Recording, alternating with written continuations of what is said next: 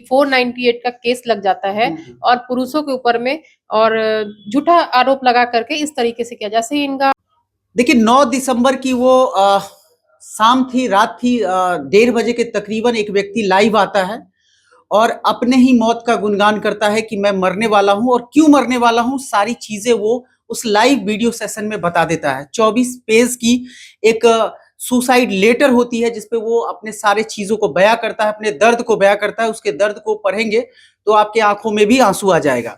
इस व्यक्ति का नाम होता है अतुल सुभाष। मूलतः ये निवासी होते हैं बिहार के समस्तीपुर प्रांत के। पेशे से ये इंजीनियर होते हैं, महिंद्रा एंड महिंद्रा कंपनी में आर्टिफिशियल इंटेलिजेंस के ये नामी इंजीनियर होते हैं। इनकी पत्नी भी नामी गिरामी कंपनी दिल्ली के एसेंचर कंपनी में इंजीनियर है। इसके बावजूद भी ऐसा क्या होता है जिसके कारण इनको इतना भयानक कदम उठाना पड़ता है? क्योंकि आज के डेट में महिलाओं के लिए जितने सशक्त कानून है उतने पुरुषों के लिए सशक्त कानून नहीं है। इस बात का रोना भी ये अपने लेटर में और उस वीडियो सेशन में करते हैं। आज हम इस पर चर्चा करेंगे। हमारे साथ सीधा जुड़ रही राजधानी पटना से पूनम सलूजा जी, महिला कल्याण ट्रस्ट चलाती है, महिलाओं के उत्थान के लिए काम करती है। हालांकि ये पुरुषों के कल्याण के लिए भी काम कर रही हैं, लेकिन कानून के दायरे में ही सब लोग काम कर सकते हैं। पूनम जी बहुत स्वागत है। नमस्कार। पूनम जी, बार बार ये प्रश्न उठ रहा है कि आज जब 21वीं सदी में महिलाएं पुरुष एक साथ कदम से कदम मिला के चल रही हैं, बहुत कम ऐसे केस होते हैं जिसमें महिलाएं अब प्रताड़ित हो रही है। हालांकि ये संख्या और घटनी चाहिए, लेकिन पुरुष भी अब कहीं प्रताड़ित होने चालू हो गए हैं और बहुत सारे केस में मैंने देखा है जहां पुरुषों को सुनने वाला कोई नहीं होता और सीधे तौर पर उनको कहा जाता है कि पुरुष आप सशक्त हैं तो आप लड़िए, लेकिन बहुत सारे पुरुष टूट जाते हैं और इस तरह के cases rarest of rare case देखने को मिलते हैं। देखिए, कहते हैं क्या कि महिला और पुरुष दोनों कदम से कदम मिला के चल रही हैं। आज वही नतीजा है कि आप देखिए कि 498 का केस लग जाता है और पुरुषों के ऊपर में और झूठा आरोप लगा करके इस तरीके से किया, जैसे इनका अतुल जी का जो मैटर था, मतलब कि बहुत शर्मसार है। हम लोग इस मैटर पे बहुत शर्म आई देख करके कि वो बेचारे लाइफ सुसाइड कर रहे हैं और उसके बाद ये कह रहे हैं कि अगर मुझे न्याय नहीं मिला तो मेरे अस्थियों को गटर में बहा दिया जाए, वो भी न्यायालय के सामने के गटर में। हाँ, न्यायालय के सामने गटर में। तो कहीं ना कहीं हमारे सिस्टम की भी गड़बड़ी है, हमारे सिस्टम की गड़बड़ी है ना भाई। पहले वो 1 करोड़ का डिमांड करती है, उसके बाद ऐसा क्या होता है कि वो 3 करोड़ का डिमांड करती है। तो इसका मतलब कि लोग यही कर रहे हैं, शादी करो, 498 का केस लगा दो, उसके बाद मेंटेनेंस लो वहां से कोर्ट से, और कोर्ट को भी मतलब न्यायालय को भी समझना चाहिए कि भाई हम मेंटेनेंस दे रहे हैं, कर रहे हैं, तो लड़की जाके रहे ना भाई वहां पर। पहला कोशिश तो होना चाहिए कि लड़की को ससुराल रखवाना चाहिए। मेंटेनेंस क्या, मेंटेनेंस हम कितना ले लेंगे? 2000, 5000, 10,000 मेंटेनेंस, उससे ज्यादा क्या 2-2 करोड़ 3-3 करोड़ रुपया मेंटेनेंस होता है। और एक बात बताइए कि जब लड़के पे अगर मान लीजिए एक सेकंड के लिए भी माना कि लड़का प्रताड़ित कर रहा होगा, पति प्रताड़ना का शिकार, पत्नी हो रही होगी पति के प्रताड़ना का शिकार, लेकिन यहाँ पे माँ बाप भाई पूरे परिवार को घसीट लिया जाता है, इस कानून को हथियार के रूप में यूज किया जा रहा है। देखिए, पहले क्या होता था कि लड़कियां अगर कुछ भी लड़की के ससुराल में प्रताड़ित होती थी या कुछ भी, तो माँ बाप कहते थे कि नहीं बेटा तुम्हारा ससुराल है, तुम बर्दाश्त करो, बर्दाश्त करके रहो, कुछ दिन बाद ठीक हो जाएगा, कुछ दिन बाद ठीक हो जाएगा। देखिए 80% कुछ दिन के बाद ठीक हो जाता था, 20% ही कुछ दिन के बाद ठीक नहीं हो पाता है, ठीक है ना। अब क्या है, अब जरा सा भी कुछ होता है, अरे छोड़ दो उसको, डिवोर्स दो उसको, केस करो उसके ऊपर। माँ बाप ऐसा बोलते हैं बच्चों को, केस करो उसके ऊपर। तो मेंटेलिटी लोगों की अब चेंज हो गई है, पहले वाली मेंटेलिटी लोगों की नहीं है। और लड़कियों में ये ना कि अहम आ गया है कि हम बहुत कुछ हैं और हम कुछ भी कर सकते हैं। तो लड़की और लेडीज होने का फायदा आप नहीं ना उठा सकते भैया। आज किसी का बच्चा चला गया, आपका क्या गया? आप तो शादी कर लीजिएगा या किसी के साथ लिविंग में होंगे भी, कौन जानता है, भगवान कौन देखता है किसी के बारे में।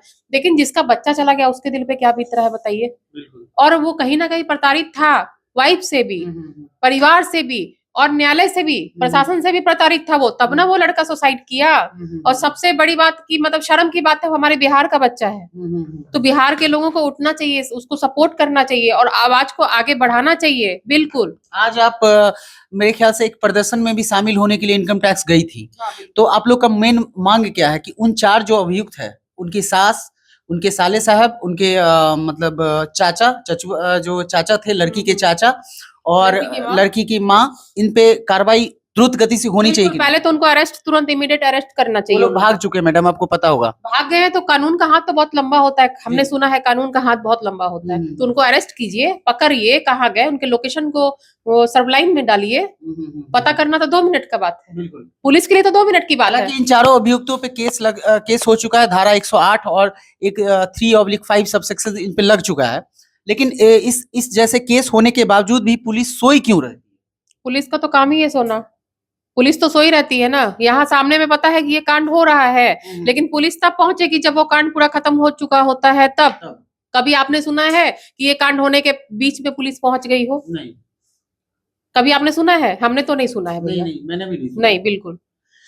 तो अब ये पूरा प्रकरण जो हो, इसमें अतुल जो सुभाष हैं वो अब इस दुनिया में तो नहीं है दर्शकों, लेकिन महिला संगठन के तरफ से पूनम सलूजा के जो बयान आया है वो आपने सुना कि महिलाएं प्रताड़ित पहले होती थी, अभी भी अमूमन देखने को मिलता है कि महिलाएं प्रताड़ना का शिकार होती है, लेकिन पुरुष भी अब इस संख्या में आगे बढ़ गए हैं, पुरुष भी अब प्रताड़ना का शिकार हो रहे हैं, और इस तरह के जो कानून है इसमें संशोधन होने की आवश्यकता है।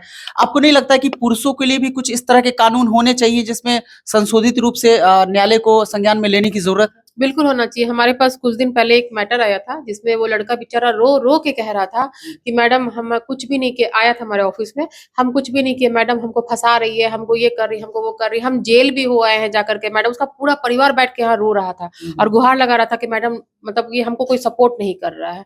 तो मेरा मतलब कहते हैं कि कानून अंधा होता है, तो कानून इतना भी अंधा नहीं होना चाहिए कि सही को सही और गलत को गलत ना समझे।